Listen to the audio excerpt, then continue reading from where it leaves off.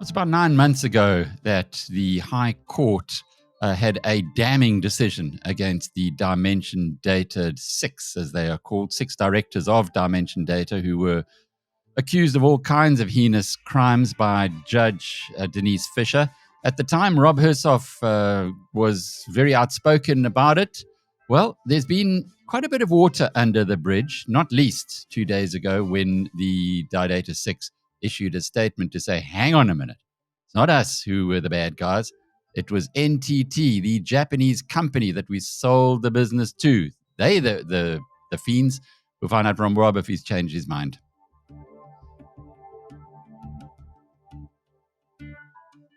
So just by way of a little bit of background, Rob, you know Jeremy Ord and Doc Watson and the other protagonists who were really the heroes of the South African business scene to a large degree in the 80s and the 90s after building DiData into a fabulous global company. Of course, that didn't last. We all know the story there. They, along with the rest of the dot-com bust, they also went through tough times, but they hung in there and eventually sold it off to the Japanese, to NTT, massive Japanese company, and were well known, but their reputations have been trashed by Judge Denise Fisher.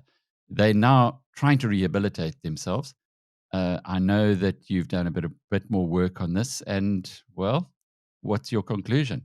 Well, you're innocent until proven guilty, even in South Africa. And that's where they stand right now. And to their credit, they have appealed Judge Fisher's damning judgment.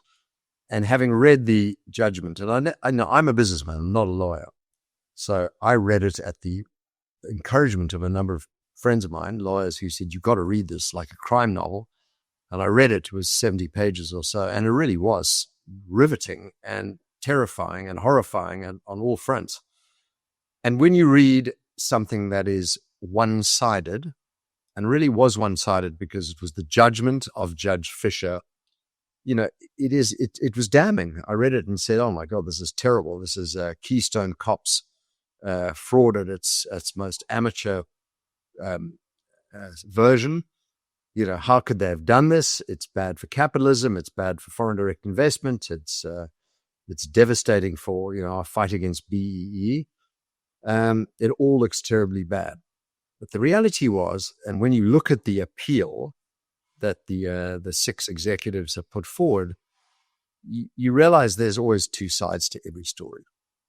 And, I've never been involved in deep litigation. I've never been sued. I've never sued anyone. But, when you hear a defense lawyer defending someone, they do such a good job with the evidence that they have and the information they have, you could be persuaded. Now, these are people that are expert in the dark arts. A defense lawyer, if that's all you hear, you come to the conclusion that person is innocent. But when, there's the attack lawyer on the other side, when all that's what you hear, you go, this person is guilty. And I think what we heard was Judge Fisher's judgment based on what I've discovered, entirely affidavits. So there was no courtroom hearing. There were no witnesses in the witness box testifying, and there was no documentary evidence presented in the court of law. So this was purely a judgment based on affidavits. Okay, and what that means is, people write an affidavit or have it written on their behalf, typewriters tackering away, and then they sign the affidavits. And one thing I know, and we all know, is affidavits are easy to sign. Affidavits can be bought. I'm not saying they were in this case, but without a court of law, without witnesses being put in a witness box and having to actually, state the case in a court of law, without documentary evidence being provided in a court of law, it's a very different animal. And so while I have no idea what the judgment will be, the defendants have said, hang on, this wasn't fair, it wasn't right, and the conclusions are incorrect. Okay? And so they've gone to the Supreme Court of Appeal.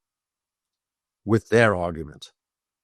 And the Supreme Court of Appeal will look at it, and they will either judge this on the basis of its merits, the affidavits, or it will say there needs to be a proper judgment based on a court of law. There need to be witnesses, NTT, Dimension Data, previous executives, current executives, and they need to be brought forward in a court of law and judged on that basis. So that's what's going to come out of the Supreme Court of Appeal. And it's fascinating, the argument that the defendants and their team have put together, because what they're saying is that, obviously they're stating their case, but they're saying a number of things. They're saying one thing, that NTT has withheld documents and withheld evidence. They've said that they weren't a front for BEE. NTT was, because NTT was trying to exit South Africa. And so they were trying to play the BEE game in reverse, not the 6 executives under fraud. They've also alleged, and I don't hold a lot of credence in this, but they've alleged that that NTT were using a sort of very dodgy, I think it's civil law firm, who the Guptas used, called Stein Skop. And they're saying that, these guys are not credible. Now, I don't hold a lot of value in that, because, the Guptas had their legal defense. Who knows what that's all about. And they also had a lot to say about NTT's governance practices. And again, I don't put a lot of, you have to throw everything into your defense. The attack has to throw everything into the attack. So I put those two things aside. But there's also an issue here which worries me a little about, and it's the timing issue. And what the defense is saying is that it's very important that the Supreme Court of Appeal needs to have a look at the timing at which the MBO was terminated versus the timing at which the acquisition of the campus and the art was made. And he said there's a big disconnect here, and that materially affects the case. On a separate note, on the final issue, I know that the NPA and Hawks are investigating this, and I don't know what that means. I don't know whether it means that there's something untoward about this case that we don't know about. And I'm not sure what that angle means. But the reality of this is, defense seem to have elements in their case that are strong, that the Supreme Court of Appeal need to be looking at. And I do think, in my instinct is, a judgment based only on affidavits is a very dangerous precedent. I wouldn't want to have a case that I was involved in judged only on affidavits, because affidavits can be bought. And I know that signing it's a lot easier than being in the witness box. Yeah, it reminds me of the whole VBS saga. I read through Advocate Terry Mutau, who was the investigator. And it's really worth reading through, in the same way as when you read through those 70 pages. I think that was also 70 odd pages, but also read like a crime novel. But the one thing that came to me there that I remember very clearly was that there was a whole bunch of affidavits from people within VBS who said, no, nothing was wrong, nothing had happened, etc. Until it was explained to them that if they fessed up and if they told the truth, what they told the truth on, they could not be charged on. And Advocate Matau said virtually all of them turned their affidavits around 180 degrees. So, okay, I've got these principles, tear them up, throw them away. Here is actually the real truth. And by the way, I'm telling you the truth now, and according to this law or this process that we've inherited from the Americans, which has been used very successfully there, it meant that you can really tell the truth. And as long as you fess up, you won't be charged on that. So I get what you're saying about the affidavits, but man, the stakes are high here. You've got a judge, Denise Fisher, who I know quite a few people who say she's really good and very thorough. You've got NTT, a big multinational Japanese company, and Sonia de Bruyn. And if the 6 protagonists, Jeremy Orr, Doc Watson, and co, are right, well, there are going to be some very tarnished reputations. And as we know from Warren Buffett, that's the most valuable thing anybody has. So, Rob, having seen both sides of the story, are you telling us now that we haven't got to the bottom of this by a long shot? We haven't. And It's one thing signing an affidavit, because in many ways, the defense lawyers will be saying to the witnesses, here is a document that we believe reflects your views. Don't you think this is correct? Please sign it. And it's relatively easy to read it, having written by smart attorneys, on the attack side, on the sort of Judge Fisher side. It's very easy then to read it, say, yeah, that's about it, and sign it, having been written by the lawyers, in the prosecution side.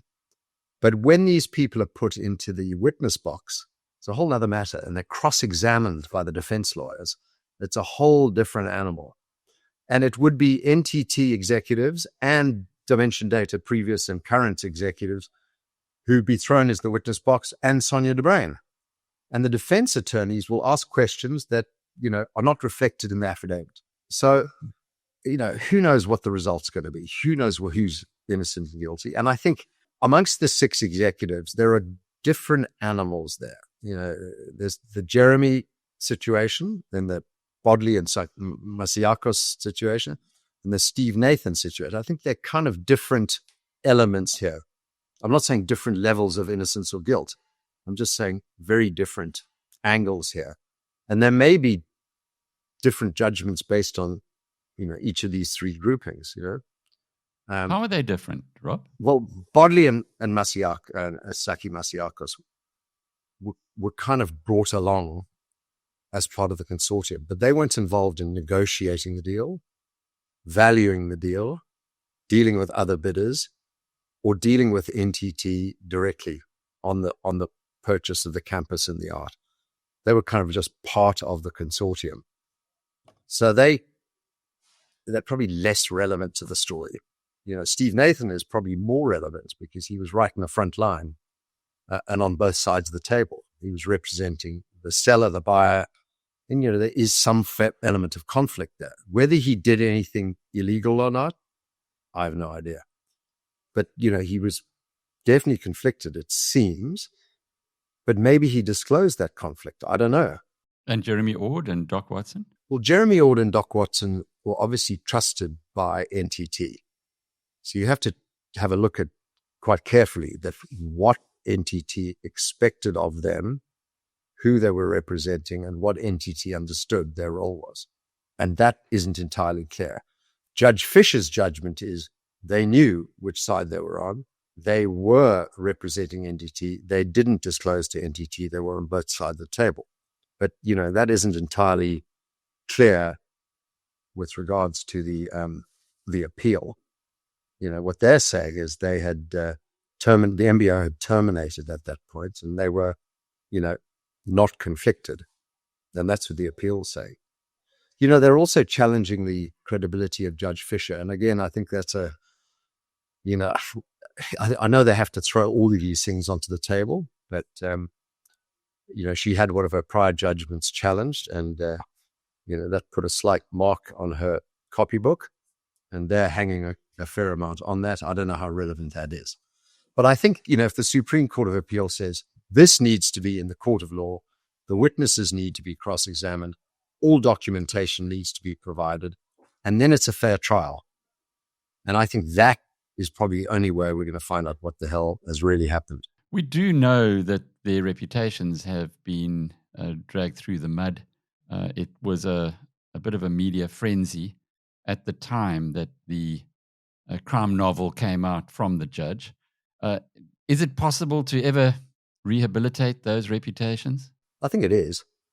And I mean, if they're completely cleared, they're back in business. I do, particularly in South Africa, because, there's so much politicking and so much lawfare and so many things being slung around at people left, right, and center, and everyone seems to get on with their lives. We have a cabinet, an ANC cabinet that is made of criminals, existing criminals that haven't yet gone to jail.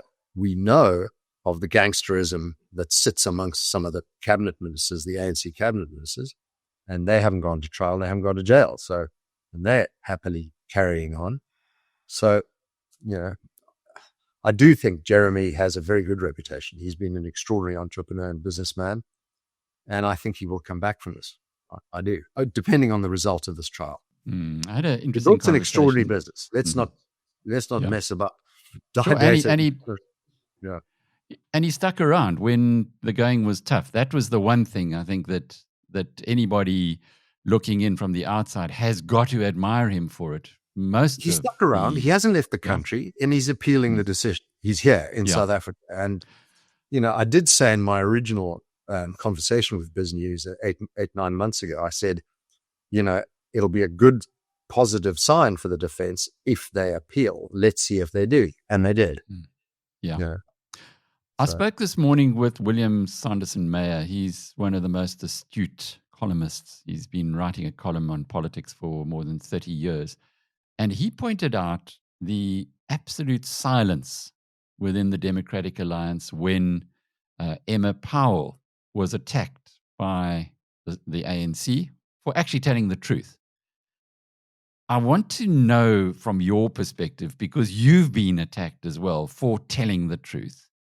And Jeremy Ord and Doc Watson and the others are not as well known as the two of those, but these were business icons, would now be saying to everybody, including myself. I had a lengthy conversation with Jeremy on the judgment where he kind of castigated me, but I guess he was emotional, where they were saying they are telling the truth.